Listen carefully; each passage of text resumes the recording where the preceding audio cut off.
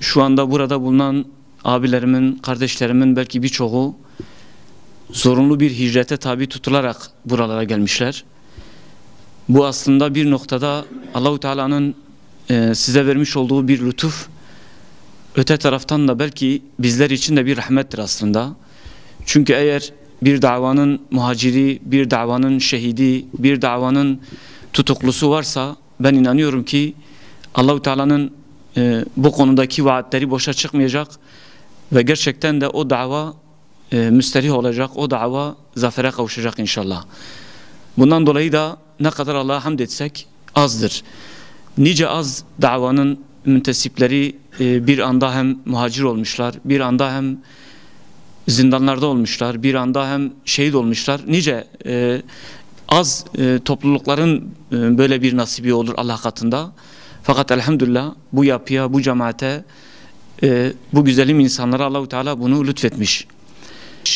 Şöyle bir takım mesafeler kat edecek, ondan sonra şöyle başarıya gidecek. Öte biz ihlas ile ne kadar güzel bir amel yapabiliriz, buna bakmak durumunda kalıyoruz. Yani temel olarak cemaatimizin böyle bir misyonu var. Kendisine şöyle bir haber geliyor Hazreti Ali'ye. Deniyor ki işte falan sahabe diyor ki günlerin en hayırlısı Cuma'dır, ayların en hayırlısı Ramazan'dır, amellerin en hayırlısı ise vaktinde kılınan namazdır. Hazreti Ali bu sözü duyunca diyor doğrudur. Bu sözü bütün mütefekkirler, bütün İslam alimleri, bütün muhaddisler bir araya gelse bundan daha güzel bir tarif yapamazlar. Şüphesiz ki öyledir. Ancak ben de diyorum ki günlerin en hayırlısı insanın canını mümin olarak Allah'a teslim ettiği gündür.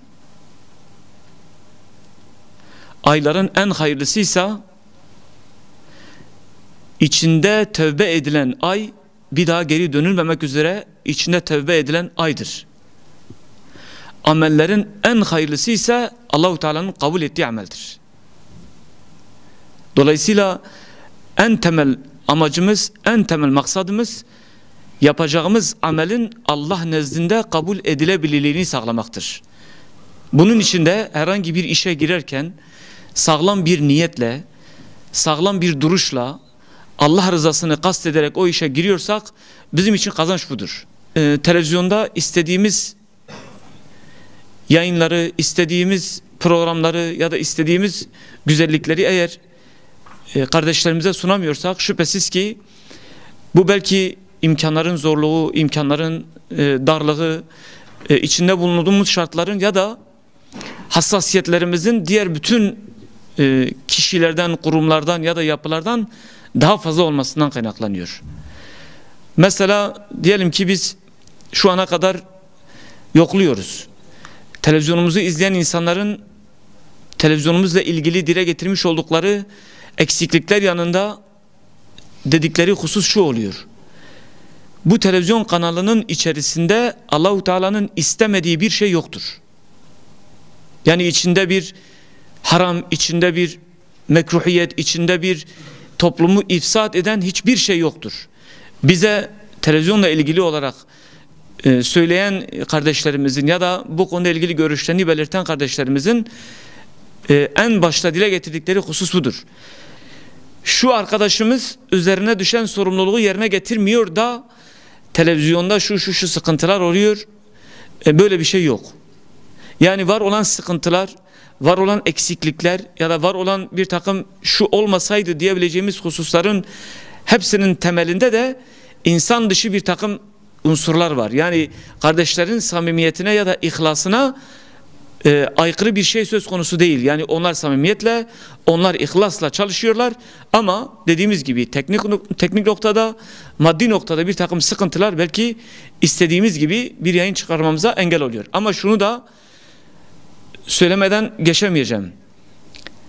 Şimdi normal Türkiye çapında düşünüldüğü zaman mevcut olan İslami kanallar içerisinde Rehber TV'nin şu anda bütün bu zorluklara, bütün bu eksikliklere rağmen yapmış olduğu yayınlar o kanallar tarafından da çok büyük bir takdirle karşılanıyor.